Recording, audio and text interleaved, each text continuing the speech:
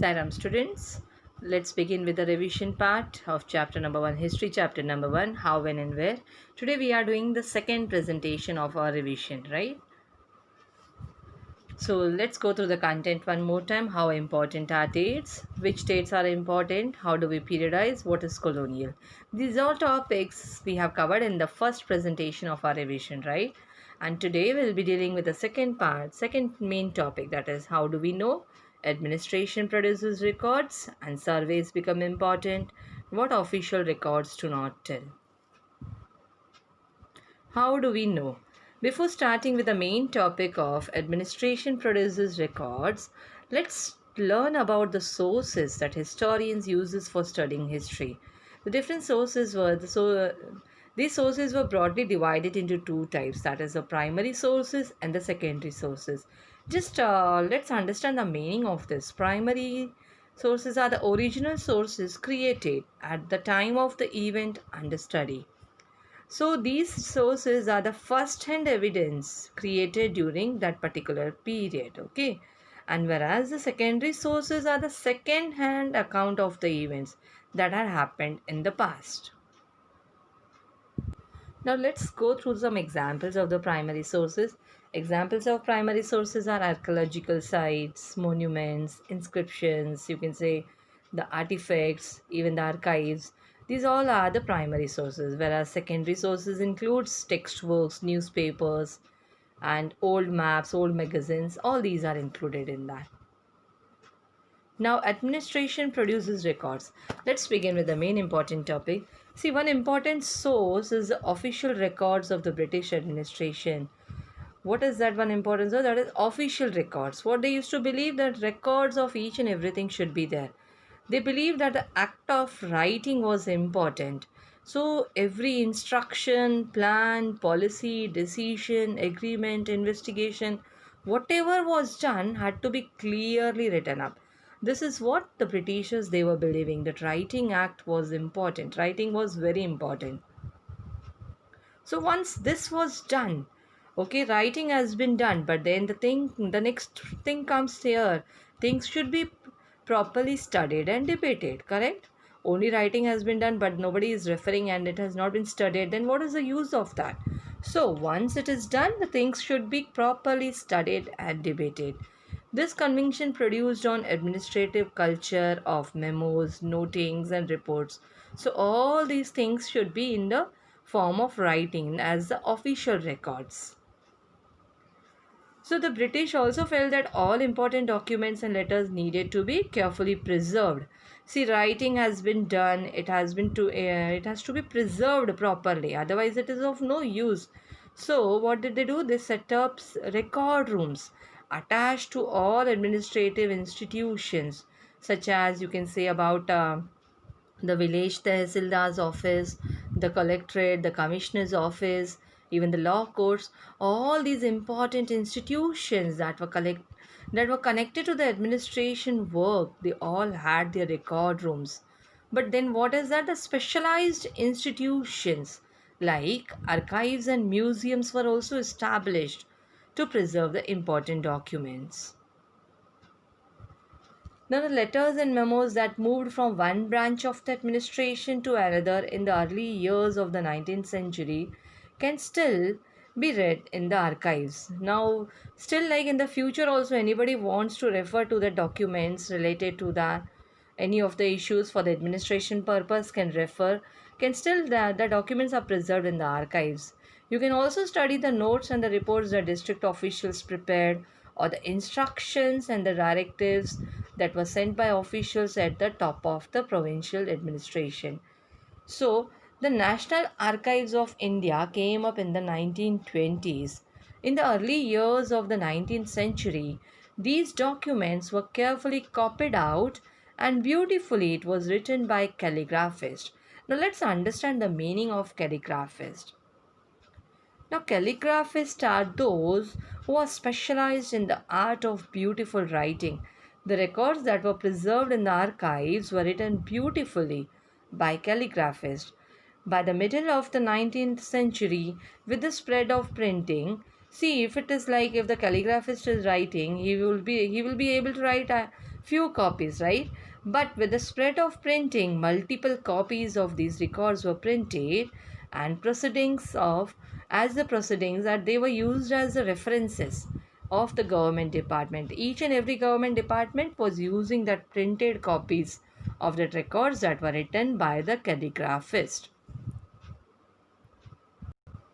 So now let's move to the next topic. Surveys become important. Now, after having that official records and archives and museums, the practice of surveying also became common under the colonial administration. They thought of having that colonial administration, that means the British administration. They thought of having the surveys. For what? The British believed that a country had to be properly known before it could be effectively administered. So, what was the main reason of surveys? The survey for the effective administration, so that they could have that effect, the policies of the administration based on that survey. That is the reason they started having that survey. By the early 19th century, detailed surveys were being carried out to map the entire country. Map out the environments, like they want to know the each and every aspect of that country. That means our country, India.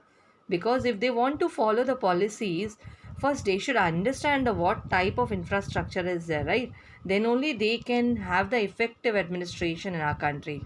So in the villages, revenue surveys were conducted to know that what was for what they were conducting that surveys, to know about the topography, the soil quality that is there, the flora, the fauna, even the local histories, and even the cropping pattern that can be followed. So all these facts seen as necessary to know about to administer the region. So that is the reason from the end of the 19th century, the census operations were held every 10 years. Now, what is the census? These prepare detailed records of the number of people in all the provinces of India. See, it notes the information on caste, religion, occupation. So, the detailed information of each and every member of that number of the people in that particular region, in that particular country. So it means like the survey was done all over throughout the India to know the population, to have the detailed records of the number of people in each and every family, to know about their occupation, to know about their religion, their caste, everything. There were many other surveys also, that is botanical survey, zoological survey, archaeological survey, anthropological survey, forest survey. Now let's understand the meaning of these types of surveys in short. Botanical means it is connected to the survey that will give you detailed account of the plant resources of the country. And zoological survey means it is the main objective to promote the survey was explore and documentation on various aspects of animal taxonomy in the Indian subcontinent. Then archaeological survey was connected to the Ministry of Culture, that is about the archaeological research and the conservation and the preservation of cultural monuments in our country. Then anthropological survey was related to study the tribes and other communities to that are included in the population of our country, and even to know about their biological and cultural point of view. That is the reason the anthropological survey was conducted. And forest survey, the main important was like to understand, to periodically to monitor the changing situation of land and forest resources, and present the data for national planning, conservation, and the sustainable development, so that that environmental protection can be done and the implementation of social forestry projects can be done according to that. So these are the types of surveys that were conducted. Next topic, what official records do not tell. Now, see, from this corpus of records, we can get to know a lot, but we must remember that these are the official records. They tell us what the official thoughts, what they were interested in, and what they wish to preserve for posterity. Yeah, posterity means for the future generation, what they want to preserve for the future generation. Then for that we need to look elsewhere, right? But these records do not always help us to understand what other people in the country felt. right? As per the official records that has been told, these do not always help us to understand what other people in the country felt and what they lay behind their actions. So we need to look somewhere else also. When we begin to search for these other resources, we find them in plenty, though they are more difficult to get than the official records.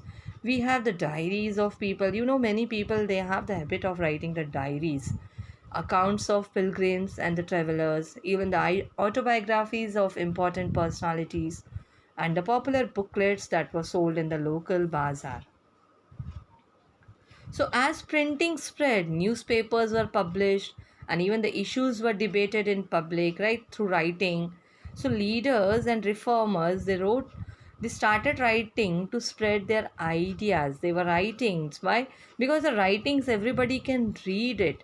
And through that, the ideas can be spread. The poets and the novelists, they wrote even they wrote about their feelings, they expressed their feelings through writing. So after the printing press has started, so newspapers were very helpful. Even the leaders and reformers, they started writing their ideas. Even the poets and novelists, they were also expressing their feelings through writings.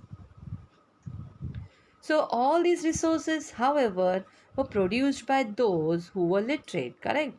Those who are literate, they can go through this writing, the records that has been preserved in writing, correct? From these, we will not be able to understand how history was experienced and lived by the tribals and the peasants, the workers in the mines, or the poor on the streets.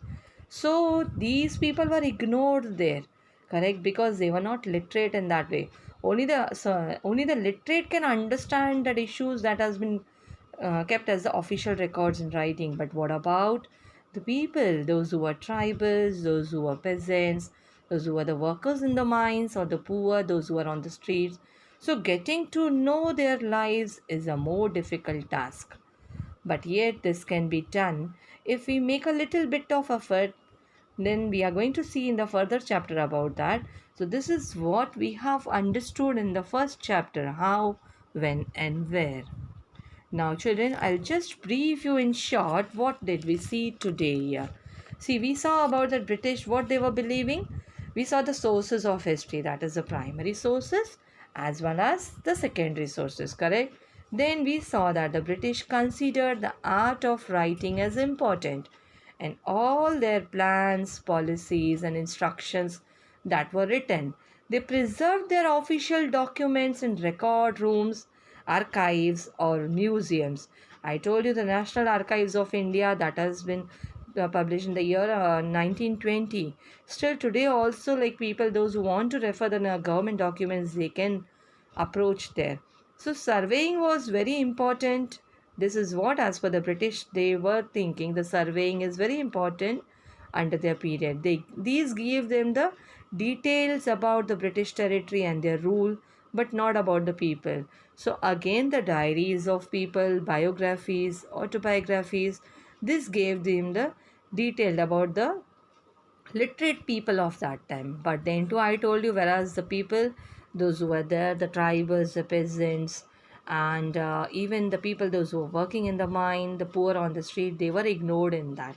So this is what we have learnt in our chapter today. I hope you are very much clear with the revision. Go through the revision for first presentation as well as the second presentation. Even the detailed videos, that presentations that we have done previously, go through all that. You will be able to understand the chapter very well. So all the best for your preparation.